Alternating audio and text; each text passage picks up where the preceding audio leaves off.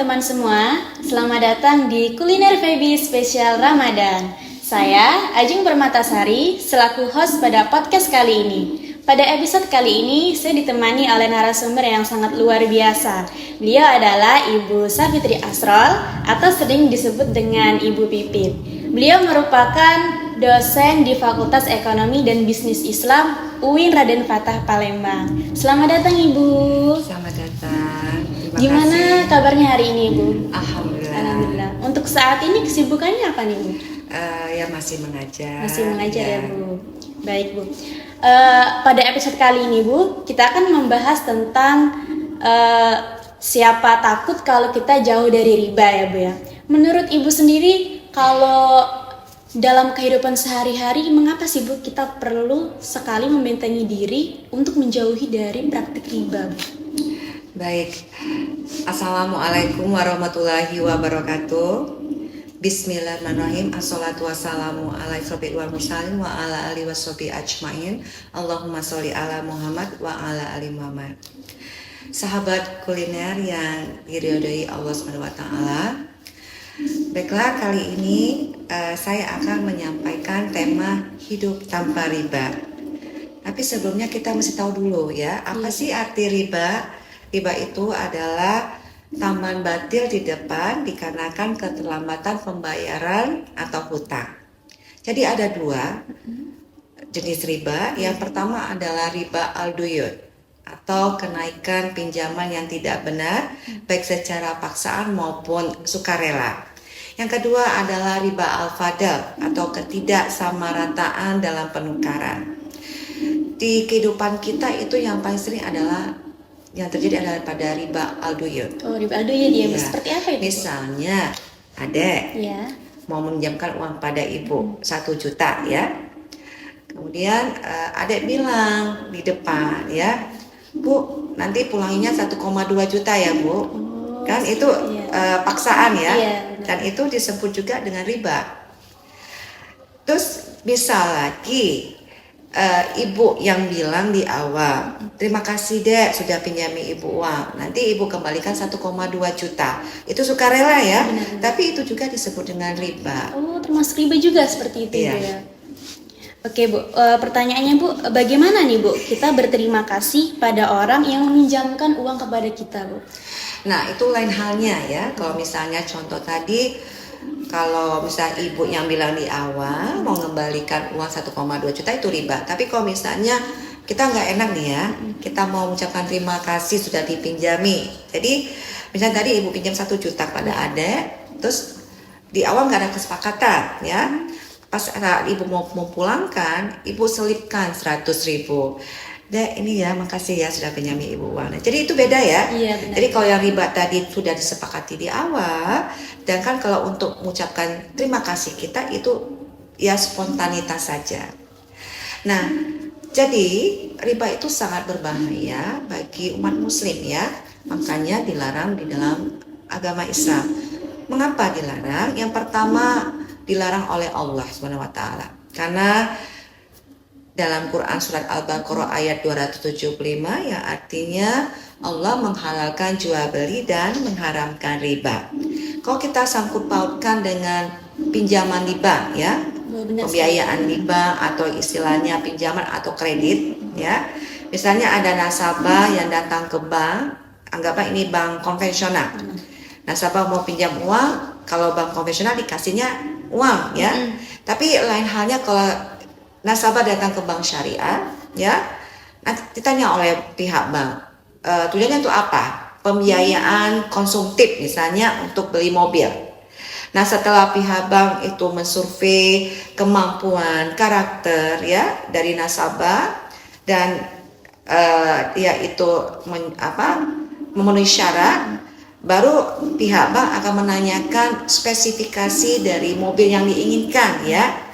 Setelah itu pihak bank akan mencari supplier untuk yang akan menyediakan mobil tersebut.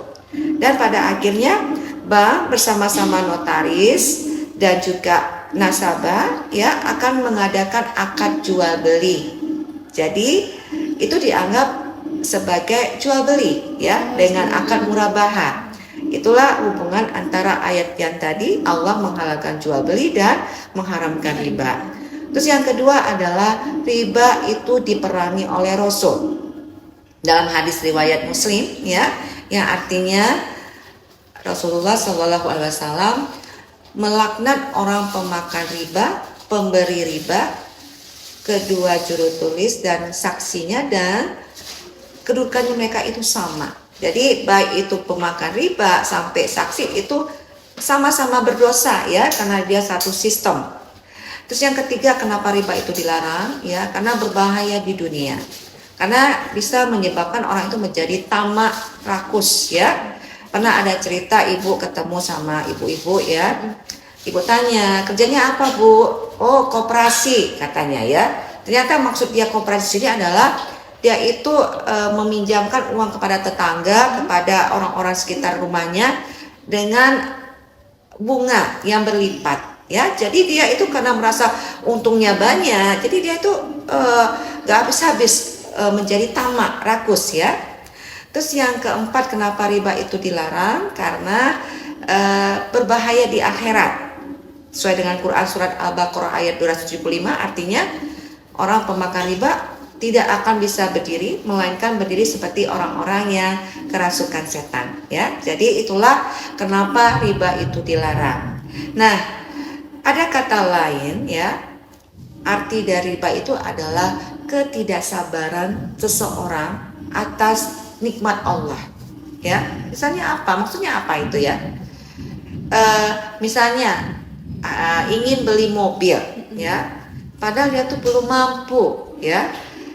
Dia tidak sabar untuk menunggu rezeki Allah yang lain, dia tidak sabar untuk menabung, jadi dipaksakanlah dengan cara apa? Membeli mobilnya dengan pinjaman online pinjol ya. Lagi marah kan sekarang pinjol ya? Sampai pernah ada kasus sampai mahasiswa terjerat pinjol ya. Dan akhir-akhir ini ada satu keluarga yang bunuh diri karena terjerat pinjol. Nauzubillah min dzalik ya, supaya kita terhindar dari semua itu. Nah itu, jadi jangan memaksakan sesuatu, membeli sesuatu yang kita belum ada ya, tercukupi seperti itu ya. Membeli rumah ya, padahal belum ada tabungan, belum ada dananya, dipaksakan dengan pinjol. Jadi solusinya apa untuk hidup tanpa riba? Pastinya kita harus hidup sederhana ya. Kita mentalani junjungan Nabi besar Muhammad SAW ya, di mana Rasul terbiasa hidup sederhana ya. Rasul membeli sesuatu yang memang butuh, bukan yang diinginkan ya. Jadi contohnya sekarang mau apa nih Lebaran ya. Sudah ada baju lebaran ya yang baru ya itu. Ya nggak apa-apa. Jadi jangan dipaksakan. Mentang-mentang mau lebaran kita memaksakan diri untuk membeli baju lebaran, padahal baju lebaran tahun lalu itu masih layak ya. Jadi kita itu hidup apa adanya, hidup sesuai yang kita butuhkan ya. Jadi kalau kita memang butuh makan ya belilah beras. Jangan kita mau makan padahal sedangkan kita ingin beli barang yang lain ya. Jadi jangan seperti itu. Nah itu. Nah kemudian ada hal-hal yang orang anggap itu tidak riba, padahal riba ya. Ada dua pendapat ulama ya. Apa itu dompet digital ya. Jadi sekarang kan marak ya kita mau makan bayar ya itu melalui dompet digital ya, dengan menempatkan sejumlah dana ke aplikasi online e-commerce ya. Ada pendapat ulama itu yang membolehkan jika tujuannya adalah untuk efisiensi ya. Jadi misalnya biar nggak rumit kalau ngeluarin uang atau takutnya nggak ada kembalian. Nah satu lagi ulama bilangnya itu tidak boleh kalau tujuannya untuk memanfaatkan diskon ya. Nah jadi kalau misalnya sudah tahu itu riba ya hindari ya. Kemudian pertanyaannya Bu, satu lagi nih Bu ya. Bagaimana cara jika kita tuh sudah terlanjur Bu terjerat dalam praktik riba Bu? Baik. Tadi kan kalau kita sudah tahu itu riba, hindari, jauhi ya, jangan dekati ya. Tapi kalau misalnya pertanyaan adik tadi, kalau misalnya sudah terjerat, telanjur basah istilahnya ya, kita dalam hidup dalam riba, ya hentikan, ya jangan ditambah lagi. Dan kita usahakan harta yang kita dapat dari riba itu kita jual, ya kita tutupi untuk membayar cicilan yang sudah terlanjur, atau paling tidak untuk langkah pertama kita take over dulu ke bank syariah, ya yang sudah sesuai dengan akad-akadnya. Nanti baru kita tutupi, jangan tambah lagi. Jadi deh kesimpulannya ya, biar kita itu hidup tanpa riba, pertama adalah kita biasakan hidup sederhana, ya jangan memaksakan sesuatu yang belum saatnya, ya bersabar, ya jadi kita membeli sesuatu yang memang kita butuhkan, bukan yang kita inginkan, ya. Dan yang kedua, kalau kita sudah tahu itu riba, hindari, jauhi. Dan kalau sudah terlanjur hidup dalam riba, ya hentikan, jangan ditambah lagi. Dan kita bertobat, ya bertobat agar kita diampuni oleh Allah SWT, ya. Mungkin ini saja, mudah-mudahan bermanfaat bagi sahabat kuliner. Saya mohon pamit. Iya, Bu. Akhir kata saya ucapkan wabillahi taufiq wal hidayah. Wassalamualaikum warahmatullahi wabarakatuh. Waalaikumsalam warahmatullahi wabarakatuh. Terima kasih banyak Ibu Sama-sama. sudah meluangkan waktunya untuk berbagi ilmu kepada teman-teman kuliner Feby spesial Ramadan ini. Baiklah teman-teman, saya punya pesan nih. Jangan takut jauhi riba, karena ketika kita bersama dengan riba, kita pasti akan dituntut di akhirat nanti. Hiduplah sederhana dan jangan mengharapkan sesuatu dengan secara instan. Saya Ajeng Permatasari, selaku host pada podcast kali ini, mohon undur diri. Saksikan terus episode-episode selanjutnya hanya di YouTube Kuliner Feby UIN Raden Fatah, Palembang.